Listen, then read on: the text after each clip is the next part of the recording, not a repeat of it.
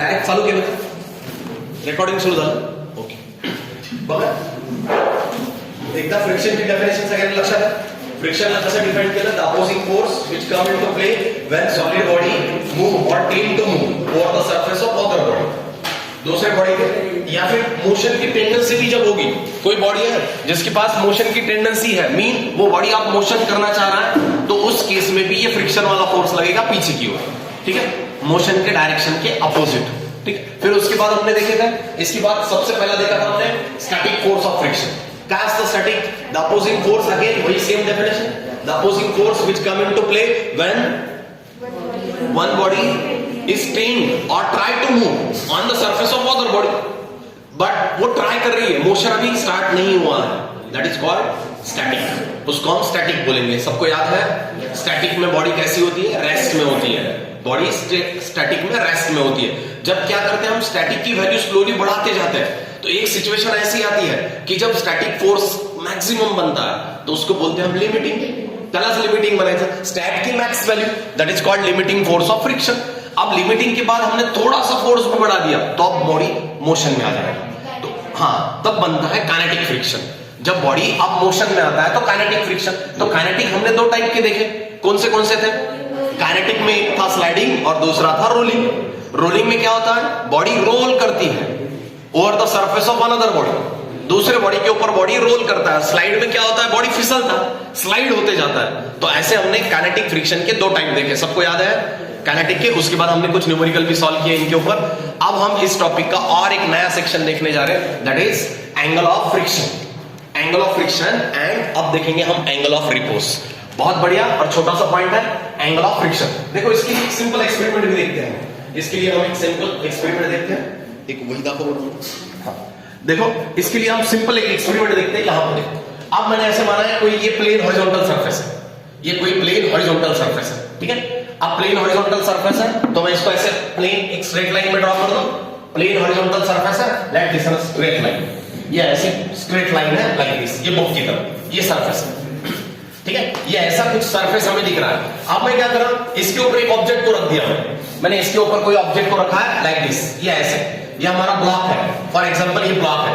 Now listen, सबने देखना है. देखो सिंपल डेमोंस्ट्रेशन. आपको यहां पे अब मैं दो कांसेप्ट बोलने जा रहा हूं. फर्स्ट कांसेप्ट आएगा आपका, that is angle of friction, और दूसरा आएगा एंगल ऑफ रिपोज. तो एंगल ऑफ फ्रिक्शन क्या होता है वो भी देखते हैं. तो एक सिंपल डेमोंस्ट्रेशन से यहां पे हम समझ लेते हैं क्या है. मैंने इस ब्लॉक को एक प्लेन हॉरिजॉन्टल सरफेस के ऊपर रख दिया. अब जैसे जैसे मैं ये एंगल बढ़ाते जाता हूं, देखो ये एंगल बढ़ा और एंगल बढ़ा, ये और एंगल बढ़ा. अब क्या हो, जैसे जैसे एंगल बढ़ा तो ये स्लाइड करने लगा. दिखा सबको? ये बॉडी क्या होगी, जैसे एंगल एक पर्टिकुलर एंगल के लिए एक एंगल ऐसे बना कि ये बॉडी स्लाइड करने लगा. देखो यहां पे दिख रहा है ये एंगल स्लाइड करने लगा है इस एंगल के लिए. That angle is called angle of repose. Simply उस एंगल को बोलते हैं हम जिस एंगल के ऊपर बॉडी क्या करेगी, just start sliding, just start sliding. अब उसके पहले व्हेन बॉडी रेस्ट में था, देखो कांसेप्ट को अच्छी तरह समझो. जब बॉडी रेस्ट में था, ये प्लेन हॉरिजॉन्टल सरफेस, इसके ऊपर हमने माना ये कोई ब्लॉक है like this, block of mass m मास का ये ब्लॉक है. अब मैं इसके ऊपर फोर्स लगाता हूं तो आपको सारी थ्योरी पता है. थ्योरी में हमने ये कांसेप्ट पूरे देखे हैं. जैसे जैसे मैं फोर्स बढ़ा रहा हूं, इसके ऊपर मैं फोर्स लगा रहा हूं, बॉडी रेस्ट में है, हमें पीछे की ओर कौन सा फोर्स मिल रहा है? स्टैटिक फोर्स ऑफ फ्रिक्शन पीछे मिल रहा है. स्टैटिक, उसको स्टैटिक बोला हमने क्योंकि बॉडी रेस्ट में था. अब मैंने इसके ऊपर लगा दिया, देखो मैंने इसके ऊपर लगा दिया फोर्स F, इसके ऊपर फोर्स लगा दिया F. बॉडी है रेस्ट में, बॉडी है रेस्ट में, तो मुझे पीछे क्या मिला? Fs, force of static friction पीछे मिला. अब ये बॉडी रेस्ट में है तो हमें ये पता है ये mg जो है वो वर्टिकली स्ट्रेट लाइन में नीचे चले जाएगा. जो mg है वो स्ट्रेट लाइन में नीचे जा रहा है. उतनी ही नॉर्मल रिएक्शन ऊपर की ओर आएगी, उतनी ही normal reaction. Let r is the normal reaction. ये हमें r इसका नॉर्मल रिएक्शन मिला है. और बॉडी कैसी है? रेस्ट में है, बॉडी है रेस्ट में. तो अब हमने ये माना, हम उसके ऊपर फोर्स लगा रहे थे, फोर्स लगा रहे थे पीछे से. पीछे हमें क्या मिल रहा था? Static force of friction. Friction हो रहा था पीछे, बॉडी रेस्ट में था, बॉडी रेस्ट में था, बॉडी मोशन में नहीं था. ये फोर्स क्या है? Is it a vector quantity? Clear है सबको? ये वेक्टर क्वांटिटी है. ठीक है, तो ये वेक्टर है तो मैं इसको उठा के यहां पे ड्रॉ कर सकता हूं. इसका पैरेलल वेक्टर पैरेलल है तो हम इसे यहां पे ड्रॉ कर सकते हैं. अब देखो, समझो अच्छी तरह कंडीशन को समझो क्या है. कंडीशन को समझो, हम फोर्स लगा रहे हैं आगे की ओर, फ्रिक्शन हो रहा है पीछे की ओर, नॉर्मल रिएक्शन ऊपर है और बॉडी रेस्ट में है, बॉडी रेस्ट में है। तो हम यहां से अभी ये बात बोल सकते हैं, ये भी वेक्टर है, ये भी वेक्टर है, ये भी वेक्टर है। तो अब ऐसे केस में रिजल्टेंट इनका कहां होगा, इनका रिजल्टेंट कहां होगा? तो रिजल्टेंट जो है इनका रिजल्टेंट जो नॉर्मल रिएक्शन के साथ कुछ एंगल बनाएगा, नॉर्मल रिएक्शन के साथ। समझो, फिर से अच्छी तरह समझो, एक फोर्स क्या कर रहा है, इधर खींच रहा है, एक फोर्स इधर खींच रहा है, तो ये बॉडी के ऊपर नेट रिजल्टेंट फोर्स कितनी है, नेट रिजल्टेंट फोर्स कितनी है? तो इनकी रिजल्टेंट के बराबर होगी, इनकी रिजल्टेंट के बराबर। तो हमने माना चलो ये है उनका रिजल्टेंट R, इसको मैं N मानता हूं, नॉर्मल रिएक्शन N, और इसको मानता हूं R is the resultant force. अब ये रिजल्टेंट फोर्स किनके बीच का है? रिजल्टेंट फोर्स है applied static force of friction और नॉर्मल रिएक्शन, इनके बीच का है। समझ में आ रहा है सबको? ये रिजल्टेंट इन दो वेक्टर के बीच का हमने माना N, ये resultant R is the resultant vector. अब ये R जो है N के साथ थीटा इतना एंगल बना रहा है, जो आपका R जो है रिजल्टेंट है, ये थीटा एंगल बना रहा है नॉर्मल रिएक्शन के साथ। इस एंगल को बोलते हैं angle of friction, this is called angle of friction. अब डेफिनेशन में कैसे देखेंगे हम? Now first definition, angle of friction, ऊपर हेडिंग लगा दो एंगल ऑफ फ्रिक्शन। चलो पहले डेफिनेशन लगाते हैं हम, एंगल ऑफ फ्रिक्शन, ऊपर हेडिंग लगा दो angle of friction, angle of friction, angle of friction, angle of friction is defined as, angle of friction is defined as, angle of friction is defined as the angle which, the angle which the resultant limiting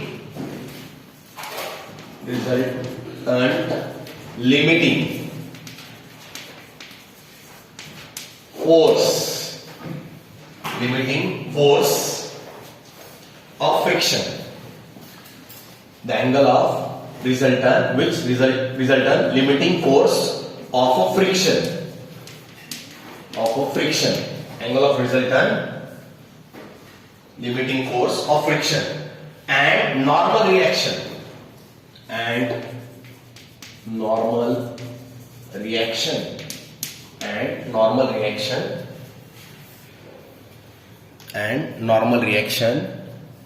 make with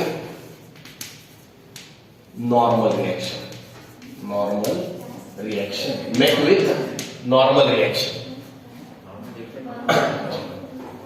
normal reaction के साथ जो angle बना है, देखो कैसे, फिर से समझो, angle which the resultant limiting force, ये लिमिटिंग फोर्स है ना, हमने इसको ही मैक्स वैल्यू बोली थी। ये जो एंगल है, ये जो फोर्स है, ये और नॉर्मल, इनका रिजल्टेंट, ये रिजल्टेंट किसके साथ बना रहा है? Limiting force of friction and normal reaction. Limiting force, इसको ही सेट बोला हमने, ये और ये इनका रिजल्टेंट किसके साथ बना रहा है एंगल? नॉर्मल रिएक्शन के साथ, making with the angle with the normal के साथ बनाने वाला angle, that is called angle of friction. उसको बोलेंगे हम एंगल ऑफ फ्रिक्शन। क्लियर हो रहा है सबको? एंगल ऑफ फ्रिक्शन क्या है? एंगल ऑफ फ्रिक्शन सिंपली हमने बोला द एंगल मेड बाय, ऐसे angle which the resultant of limiting force, ये रिजल्टेंट है। आपको यहां कंफ्यूजन लग रहा है तो मैं इसको एफएस को हटा के एफएल भी लिख सकता हूं। एफएस की मैक्स वैल्यू, उसको ही हमने एफएल बोला था, एफएस की मैक्स वैल्यू, उसको ही हमने एफएल बोला था। एफएल और नॉर्मल इनका रिजल्टेंट, एफएल और नॉर्मल इनका resultant making an angle theta with the normal, that is called angle of friction. उसको हम एंगल ऑफ फ्रिक्शन बोलेंगे।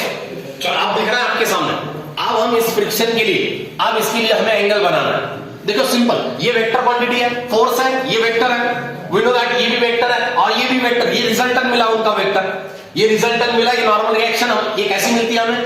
हम क्या करते हैं? परपेंडिकुलर ड्रॉ करते हैं ऑन द सरफेस, सरफेस के ऊपर परपेंडिकुलर ड्रॉ करते हैं। अब मैं इसका एक पैरेलल वेक्टर यहां ड्रॉ कर दूं, इसका ही पैरेलल वेक्टर यहां ड्रॉ कर दूं तो ये डायग्राम कैसी बनेगी? चलो देखो, यहां एक मैंने पैरेलल ड्रॉ कर दिया, यहां ये पैरेलल ड्रॉ कर दिया यहां, तो मैं ये इस साइड में डायग्राम बनाता हूं। ये था आपका नॉर्मल n, ये था रिजल्टेंट। ये रिजल्टेंट किसके साथ था? This is the resultant of limiting force of friction and normal. इनका ये रिजल्टेंट है दोनों का, ये दोनों का रिजल्टेंट है। ये नॉर्मल के साथ एंगल बना रहा है, ये है आपका Fl, force of limiting friction. इसको उठाया और यहां ड्रॉ कर दिया मैंने इसका पैरेलल, तो अब ये ट्रायंगल बन गया। आप ट्रायंगल बन गया और ये ट्रायंगल में ये दो साइड मिल रही है हमें। कौन सी डेफिनेशन यूज करता हूं मैं यहां पे? दोनों साइड। तो ये कौन सी साइड है? ये opposite and perpendicular, that is tan theta. tan theta use कर दूं मैं यहां पे। आ रहा है, समझ में आ रहा है सबको? मैं यहां पे tan थीटा बोल दूं। अब मैं यहां ऐसे लिख सकता हूं, देयरफॉर द टेंजेंट एंगल, या फिर मैं सिंपल ऐसे बोलूं, द अप्लाइड फोर्स, ये बाय द डेफिनेशन। अब बाय द डेफिनेशन देखो यहां पे मैं ऐसे लिखता हूं, by definition Fl dividing by normal reaction n equal to what? tan theta, which is equal to tan theta. तो अब यहां पे हमें थीटा चाहिए था और थीटा को ही हमने क्या बोला है? That theta is nothing but angle of friction ना, that is the angle of friction. तो मैं ऐसे लिख सकता हूं, therefore theta equal to tan inverse of Fl dividing by normal reaction and this is the angle of friction, this is the angle of friction. Clear है? आया समझ में? एंगल ऑफ फ्रिक्शन क्या था? By the definition the angle which resultant limiting force, resultant limiting force और and normal reaction making with the normal reaction. इनके resultant ने, इन दोनों के रिजल्टेंट ने नॉर्मल रिएक्शन के साथ जो एंगल बनाया, उस एंगल को बोला हमने एंगल ऑफ फ्रिक्शन। क्लियर है? उसको बोला एंगल ऑफ फ्रिक्शन। अब थोड़ा सा इस फॉर्मूले को मैं और ऐसे भी लिख सकता हूं। इस फॉर्मूले को हम ऐसे लिखेंगे, देखो इसी फॉर्मूले को हम ऐसे भी आप लिख सकते हैं। अब आपके पास फॉर्मूला है एंगल ऑफ फ्रिक्शन में, theta equal to tan inverse of Fl divided by tan। यहां पे मैं अब इसी फॉर्मूले को ऐसे लिखता हूं, theta equal to tan inverse of Fl divided by, मुझे बोलो Fl क्या था? फोर्स ऑफ लिमिटिंग फ्रिक्शन था। लिमिटिंग के बाद बॉडी मोशन में जा रही थी, तब तक बॉडी कैसी थी? रेस्ट में थी। याद है? तो वहां पे हमने लॉ देखा, लॉ ऑफ स्टैटिक फ्रिक्शन। वहां क्या देखा हमने? लॉ ऑफ स्टैटिक फ्रिक्शन में मैं साइड में लिखता हूं, यहां पे हमने ये देखा था, Fs is directly proportional on normal reaction. याद है ये लॉ? इसको हटा के हमने क्या लिखा था? Fs equal to μs into n। Mu क्या था? हाँ, coefficient of static friction. This is the coefficient of static friction. अब यहां से Fl को हटा दो, Fs की मैक्स वैल्यू ही Fl है ना, इसको हटा के मैं ये लिखूं यहां। क्लियर हो रहा है सबको? मैं यहां पे इसको ऐसे लिखता हूं, then this equation can be written as theta equal to tan inverse of Fl को हटा देंगे, उसके बदले लिखेंगे μs into n dividing by n क्या था? Normal reaction which is equal to mg। क्यों? क्योंकि बॉडी रेस्ट में है, तो ये दोनों इक्वल होने चाहिए, ये दोनों इक्वल होने चाहिए। तो ये mg और ये mg कैंसिल, ये mg और ये mg कैंसिल। तो मैं यहां से ऐसे बोल सकता हूं, therefore theta equal to tan inverse of μs। μs क्या था? Coefficient of static friction, coefficient of static friction. तो मैं यहां से और एक डेफिनेशन बोल सकता हूं, और एक डेफिनेशन बोलूं, और एक डेफिनेशन में ऐसे बोल सकता हूं मैं, the coefficient of static friction is equal to tangent of an angle. ये थीटा जो है, देखो इसको हम ऐसे लिख सकते हैं, therefore theta equal to μs dividing by tan theta. Inverse है वो, तो tan नीचे आएगा, इधर आके मल्टीप्लिकेशन में μs equal to tan theta. तो यहां से हमें क्या समझ में आया? एंगल ऑफ फ्रिक्शन का tan theta, angle of friction का tan थीटा। एंगल ये कौन सा एंगल है? फ्रिक्शन वाला एंगल। एंगल ऑफ फ्रिक्शन का tan थीटा किसके इक्वल होता है? कोएफिशिएंट ऑफ फ्रिक्शन के इक्वल होता है, कोएफिशिएंट ऑफ फ्रिक्शन के इक्वल। यहां से हमें और एक डेफिनेशन मिली एंगल ऑफ फ्रिक्शन की। Angle of friction is also defined as, कैसे डिफाइन करेंगे? Angle of friction is also defined as tangent of angle of friction is equal to coefficient of friction, is equal to coefficient of friction. आया समझ में? ये था हमारा first concept. अब दूसरी वाली कंसेप्ट, चलो लिख रहे हैं, लिख लो fast. Coefficient of static friction is equal to, ये ऐसे डिफाइन कर सकते हैं हम, coefficient of static friction is equal to tangent of angle of friction, tangent of angle of friction, tangent of angle of friction, tangent of angle of friction.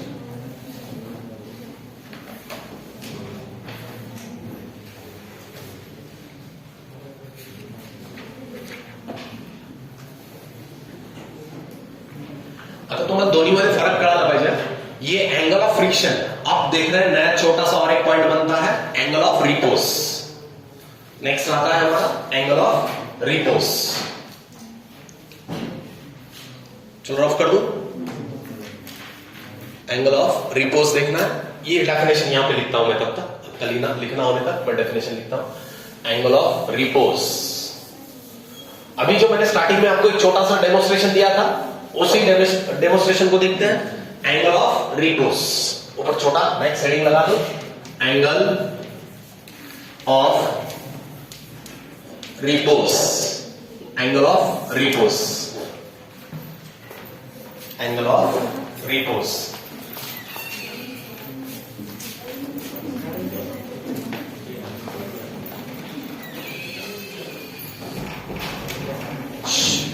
Angle of repose, the angle of incline plane, लिखो the angle of incline plane, the angle of incline plane, the angle of incline plane, the angle of incline plane with the horizontal, angle of incline plane with the horizontal, with the horizontal, such that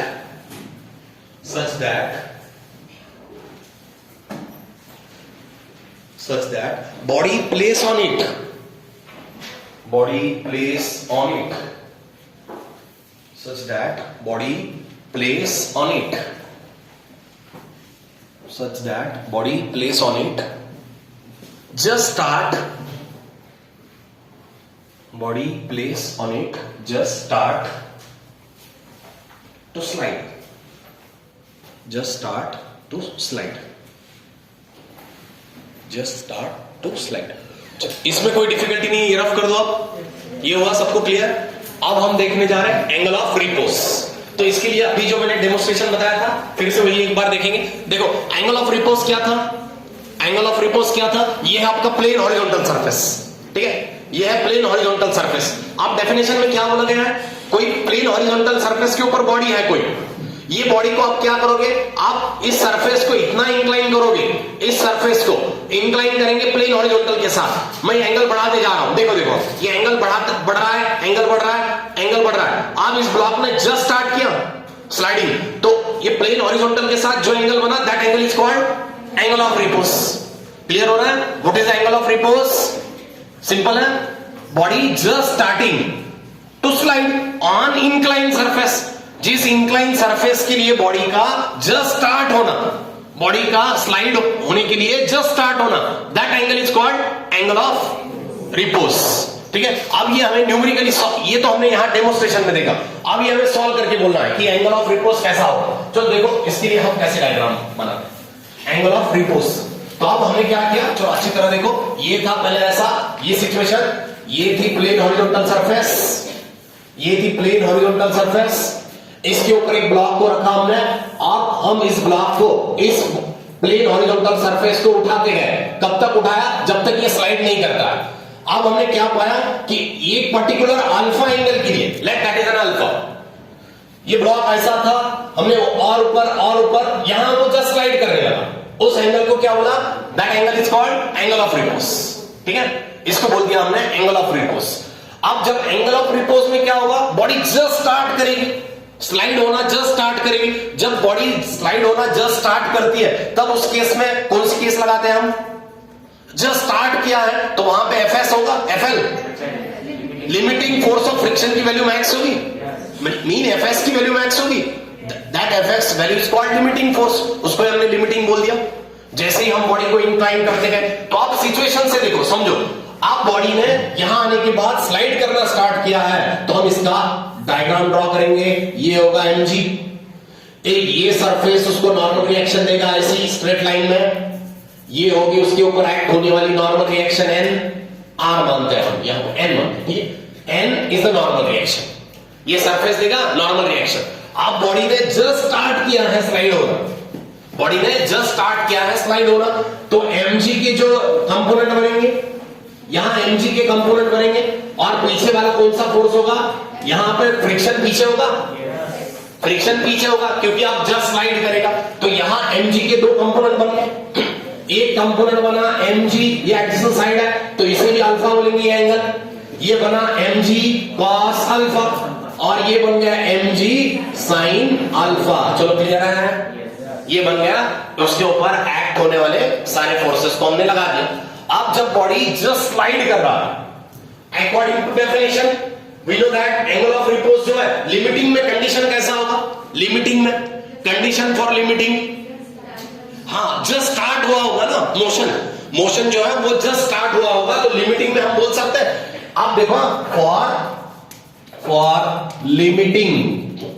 force of friction, limiting force of friction में मैं ऐसे बोल सकता हूं FL equal to, just start किया है तो ये कौन सा कंपोनेंट इसे लेके जाएगा, ये और ये कंपोनेंट इक्वल होंगे, जस्ट स्टार्ट किया है तो हम लिख सकते हैं FL किसकी इक्वल है, mg sin थीटा की, sin अल्फा की इक्वल, तो मैं यहां लिखूंगा mg sin अल्फा, क्लियर है, mg sin अल्फा। वैसे ही आप इस कंपोनेंट नॉर्मल को कौन बैलेंस कर रहा है, mg cos alpha is balancing the normal reaction. चलो मैं यहां लिखता हूं, ये बन गई मेरी इक्वेशन नंबर 1। वैसे ही आप यहां पे r जो है नॉर्मल रिएक्शन, n जो है वो किसकी इक्वल है, n है आपका mg cos अल्फा की equal, this is the equation number 2। दोनों इक्वेशन समझ में आई कैसे आई, क्लियर है सबको, दोनों इक्वेशन समझ में आ रहा है कैसे आया। अब मैं ऐसे लिख सकता हूं देयरफॉर ये अल्फा एंगल और वहां फ्रिक्शन भी कितना होगा, तो हम यहां से इसके पहले वाले डेफिनेशन से हम ऐसे बोल सकते हैं therefore alpha equal to what, हम ऐसे लिख सकते हैं alpha equal to FL dividing by normal reaction n। Is it clear, FL क्या है, लिमिटिंग फोर्स ऑफ फ्रिक्शन है, मैक्स वैल्यू है स्टार्ट की, और जहां मोशन जस्ट स्टार्ट हुआ है, जहां मोशन जस्ट स्टार्ट हुआ है तो हम ऐसे लिख सकते हैं therefore alpha equal to FL dividing by n। तो अब यहां से FL को हटा दूं फ्रॉम इक्वेशन 1 एंड 2, इक्वेशन 1 2 कैसे बने सबको क्लियर है, चलो रख दो यहां value, therefore alpha equal to FL आपका mg sin alpha dividing by n की वैल्यू है mg cos alpha. Is it clear, ये जो बना ये एंगल बन गया उनका, ये बना alpha equal to, therefore we can write as, अब मैं ऐसे लिख सकता हूं फिर से mg cancel, sin alpha divide by cos alpha is nothing but tan alpha, ये बन गया tan अल्फा का वैल्यू। तो आप इसी इक्वेशन में देखो, इसी इक्वेशन में मैंने इनके कंपोनेंट भेज दिए, ये इसके इक्वल है, ठीक है, इसको इसकी इक्वल लिख लिया tan अल्फा में, ये mg कैंसिल हुआ, ये mg कैंसिल हुआ, mg कैंसिल हुआ, अल्फा के बदले FL अपॉन n लिखो, अल्फा के बदले, क्योंकि ये उनकी कंपोनेंट है ना, ये इसको मैं ऐसे लिख सकता हूं FL डिवाइडिंग बाय, ये mg कैंसिल हुआ, अब ये बना tan अल्फा, ठीक है, sin alpha divide by cos alpha, alpha equal to FL upon n था, अल्फा को हटा दिया, ये लिखा उसके सामने, अब मैं FL divide by n equal to tan alpha लिख सकता हूं, सबको समझ में आ रहा है, FL dividing by n equal to tan alpha. तो यहां से angle of repose is nothing but, angle of repose is nothing but, angle of repose क्या था, अल्फा था ना, अल्फा था, तो हम जब हमें अल्फा चाहिए तो ये इधर जाएगा tan इनवर्स में, तो हम लिख सकते हैं tan inverse of FL dividing by r which is equal to, अभी FL डिवाइड बाय n को क्या लिख सकता हूं मैं, देखो जिसको समझ में नहीं आ रहा अभी भी क्लियर नहीं हो रहा, FL क्या है, लिमिटिंग फोर्स ऑफ फ्रिक्शन है, तो आपके पास लॉ है, लॉ ऑफ स्टैटिक फ्रिक्शन, हाँ इसके बदले में ऐसे लिख सकता हूं FL इक्वल टू या FS equal to μs into n, इसको रख दो यहां पे, ये वैल्यू को मैं इसके सामने लिखता हूं, ये इक्वेशन। Therefore, FL के बदले लिख रहा हूं मैं mu S N dividing by N equal to tan alpha. लिख सकता हूं ऐसा।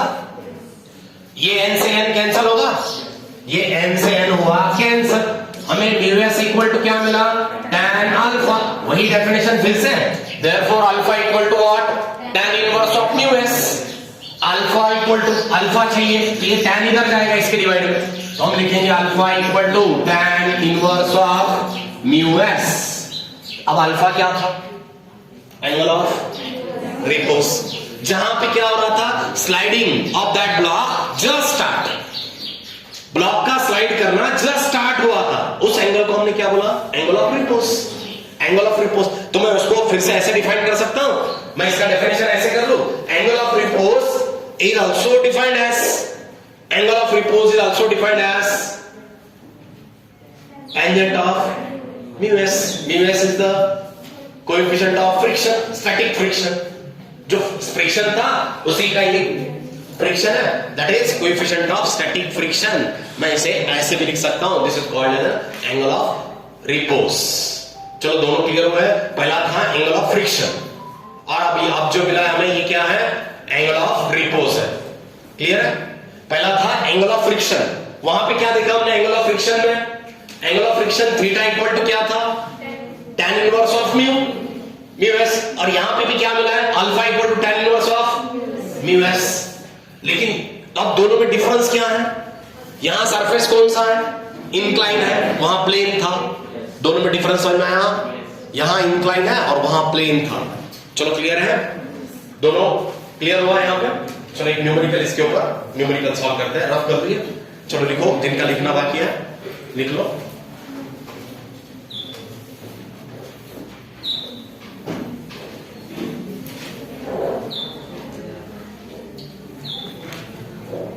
एंगल ऑफ फ्रिक्शन में और एंगल ऑफ रिपोज, रिपोज में बॉडी जस्ट स्लाइड करना स्टार्ट करती है, स्लाइड करना, और एंगल ऑफ फ्रिक्शन में क्या था, बॉडी रेस्ट में थी और प्लेन हॉरिजॉन्टल सरफेस था, प्लेन हॉरिजॉन्टल सरफेस था, और यहां कैसा सरफेस है, इंक्लाइन है। ठीक है,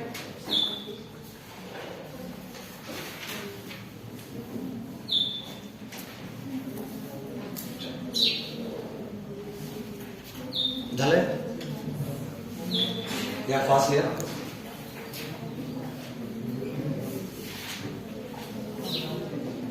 चलो बहुत इजी न्यूमेरिकल है, आप सॉल्व करके दिखा सकते हो, जिनका हुआ है वो लिखेंगे। Example one, example number one, a body of mass 100 ग्राम। अब इधर का साइड रफ कर दो, अ बॉडी ऑफ मास 100 ग्राम,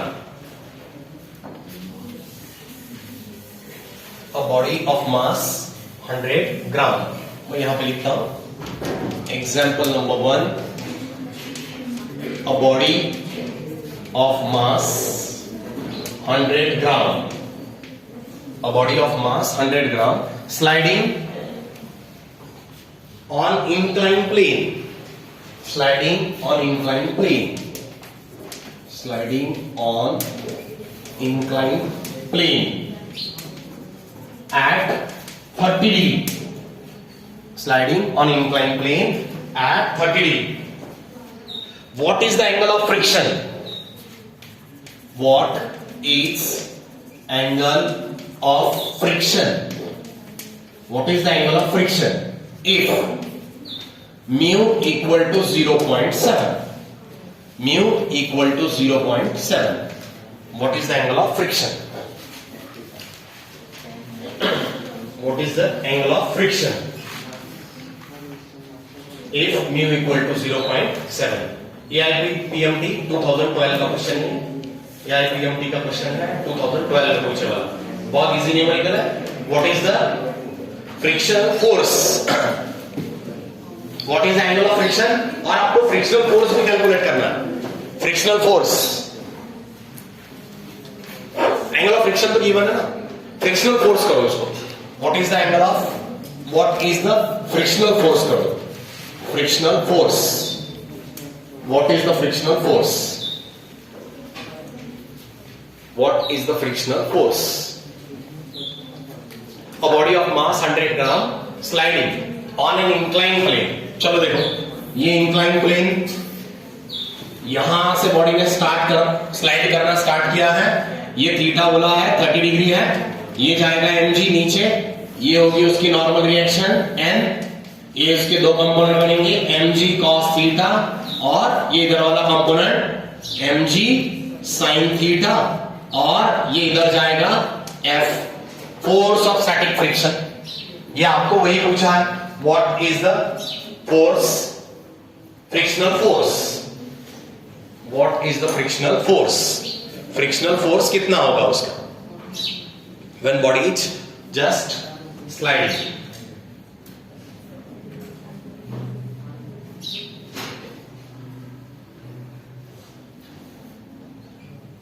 चला येत आहे, आले कोणाचा आन्सर, आ रहा है आंसर, तू सॉल्व करके।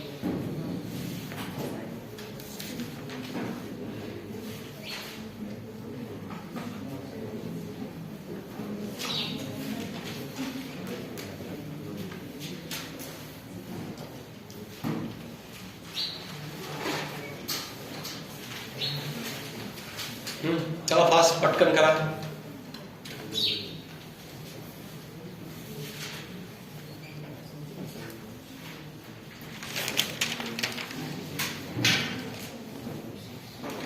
Frictional force F equal to क्या आएगा,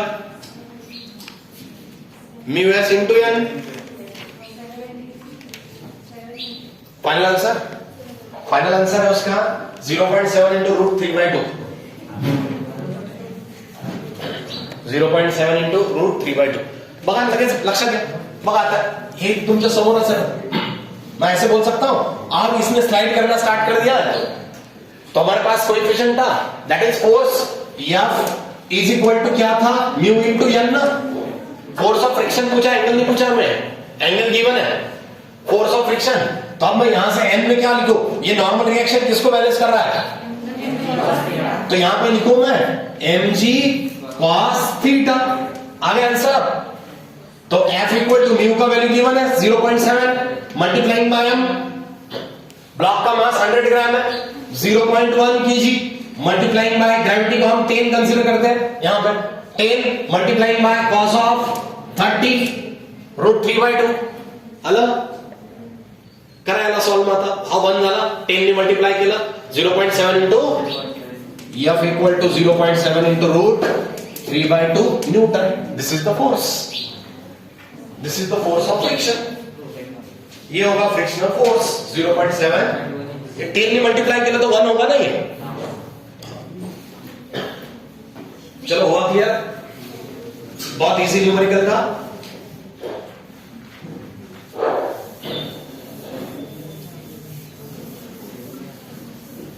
चलो और एक, आणखी एक,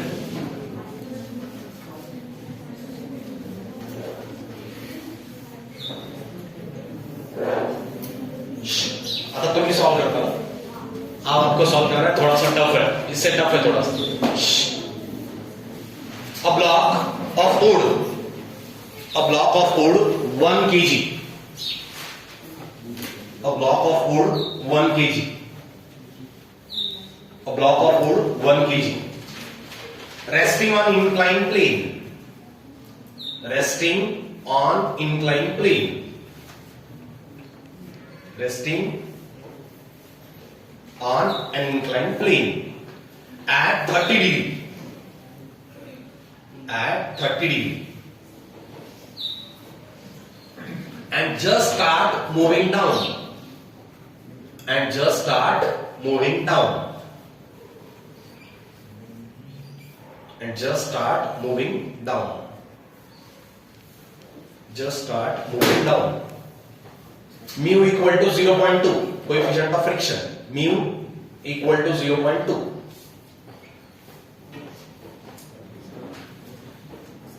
What is its velocity? What is its velocity after 5 seconds? What's its velocity after 5 seconds? What's its velocity after 5 seconds? और g का वैल्यू लेना है 10, g का वैल्यू ले लो 10। What's its velocity after 5 seconds? देखो आप काइनेमेटिक्स भी जोड़ना पड़ेगा आपको, यहां काइनेमेटिक्स से आपको लास्ट इक्वेशन मिल सकता है इसका।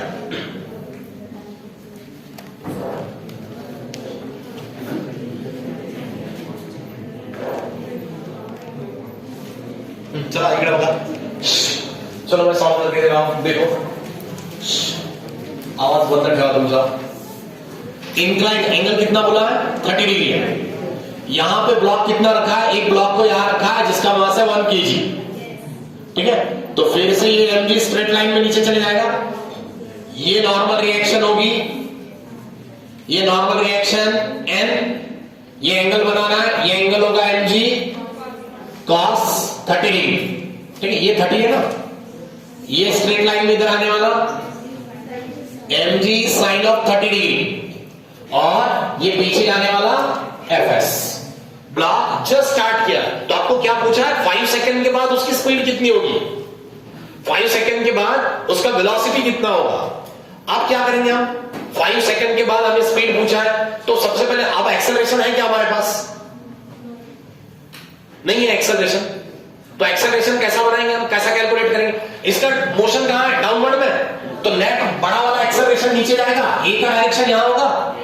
इक्वेशन बना लो फिर, बड़ा फोर्स कौन सा है, mg sin theta minus fs which is equal to m। आया, आपके पास फार्मूला ही बन गया, यही फार्मूला अप्लाई करो। देयरफॉर एक्सेलरेशन इक्वल टू, मैं ऐसे लिख सकता हूं, therefore acceleration equal to a equal to, आप देखो समझो फिर से, मैं यहां काइनेमेटिक्स की इक्वेशन लगा दूं, मैं फिर से बोल रहा हूं आपको एनएलएम यहां याद रखना पड़ेगा। अब ऐसी डायग्राम आई तो रुकने की कोई जरूरत नहीं है। कैसे कैसे सॉल्व करेंगे, चलो देखो यहां पर। अब मैं ऐसे बोल सकता हूं ये बड़ा फोर्स है mg minus mg sin theta minus इधर खींचने वाला fs इक्वल टू m। आया समझ में कैसे बनाया मैंने, आया समझ में इक्वेशन। अब ये fs को हटा के मैं क्या लिख सकता हूं, fs को हटा के, हाँ fs हटाएंगे तो μs इंटू n, तो n का कंपोनेंट कौन है, आया समझ में। तो इसको हटा दो, अब मैं लिखूं यहां mg sin of 30 degree minus, जिसको नहीं समझ में आ रहा है देखो fs इक्वल टू होता है μs इंटू n, तो नॉर्मल रिएक्शन इसको बैलेंस कर रहा है, आया समझ में। तो लिखो यहां पे therefore μs into mg cos 30 degree equal to m into e। चलो यम यहां पे भी है, यहां पे भी है, यहां पे भी है, यम को कॉमन लेके हटा दे, मिल गया एक्सेलरेशन आपको। तो मैं बोल सकता हूं अब मेरे पास एक्सेलरेशन इक्वल टू क्या है, g कॉमन आएगा sine of 30 degree minus μs into cos of, ये g कॉमन लाया ना मैंने, कॉस ऑफ 30 डिग्री। आया एक्सेलरेशन का वैल्यू, आ रहा है समझ में आ रहा है, न्यूमेरिकल एक्सेलरेशन मिल गया आप मुझे। चलो वैल्यूज पुट कर दो, g का वैल्यू 10 ले लो, g का वैल्यू 10 ले लो, साइन ऑफ 30 डिग्री, ये बनेगा हाफ, ये बनेगा μs का वैल्यू गिवन है हमें 0.2 है ना, μs value is given that is 0.2। चलो वैल्यूज ठेवा, कैलकुलेट करा एक्सेलरेशन की थी 10 इनटू रूट ये हाफ, ये माइनस 0.2 मल्टीप्लाइंग बाय रूट 3/2। आया समझ में आ रहा है। देखो मैंने पहले एक्सेलरेशन कैलकुलेट किया, मुझे वेलोसिटी पूछी थी, हमें पूछी थी इसकी वेलोसिटी फाइंड करो 5 सेकंड के बाद, टाइम भी गिवन है, इसी टाइप की काइनेमेटिक्स भी लगाना है आपको। अब एक्सेलरेशन मिल जाएगा तो आप काइनेमेटिक्स की कौन सी इक्वेशन लगा दोगे, v equal to u plus at। Initial velocity 0 है ना, इनिशियली वो 0 था, एंगल 30 डिग्री बना तब वो स्लाइड होने लगा, तो 5 सेकंड के बाद उसकी वेलोसिटी कितनी बनी, ऐसे पूछा। चलो लगा दो, इसका आंसर कितना है, a को कैलकुलेट करके बोलो कितना आ रहा है, a इक्वल टू 3.2, a का वैल्यू आता है 3.278 मीटर पर second square, this is an acceleration. अब ये मिल गया आपको एक्सेलरेशन। चलो आप फाइंड कर दो उसकी वेलोसिटी, लगा सकते हो काइनेमेटिक्स, यहां तक तो कोई इसमें दिक्कत नहीं है ना, आया समझ में कैसे आया, सबको क्लियर हुआ। ऐसे टाइप की इक्वेशन आपको आप अप्लाई करनी है, ये टाइप की इक्वेशन आपको अप्लाई करनी पड़ेगी। चलो बोलो यहां पे by using kinematical equation v equal to u plus at वाला इक्वेशन लगा दो, कितनी आ गई v फाइनल u0 है, a मिला है आपको, प्लस a का वैल्यू है 3 पॉइंट, राउंड ऑफ करके लो इसको 29 या 30 भी लिख सकते हैं, multiplying by 5 second which is equal to 16.35. अलग है answer? Yes. v equal to 16.35 meter per second. This is the velocity. v equal to 16.35 meter per second. This is the velocity. बरोबर. तुमच्या समोर काय डिफिकल्टी आहे? कसं लक्षात ठेवायचं किंवा काय करायचं? पहिले डायग्राम ड्रॉ करून घ्यायचं. इंक्लाइन बोला तो एंगल दिया होगा, अब यहां पर आपको एंगल पूछ सकते हैं, उस ब्लॉक का वेलोसिटी, उस ब्लॉक का टाइमिंग कितना होगा तो पूछेंगे, उसे नीचे आने में कितना टाइम लगेगा. आप टी पूछते तो क्या करते हैं, फिर से काइनेमेटिक्स लगा देंगे. और पिछला इसके लास्ट वाले लेक्चर में हमने देखा था T equal to what, T equal to V upon mu into G, formula एक न्यूमेरिकल देखा है हमने लास्ट लेक्चर में, T equal to V upon mu into G वाला, ये चाहती से एक फार्मूला. अब यहां पे आपको वेलोसिटी दी, उस न्यूमेरिकल में टाइम दिया था. ऐसे न्यूमेरिकल आपको सॉल्व करने पड़ते हैं इसके ऊपर. चलो और एक आपको प्रैक्टिस के लिए, आपको प्रैक्टिस के लिए और एक न्यूमेरिकल.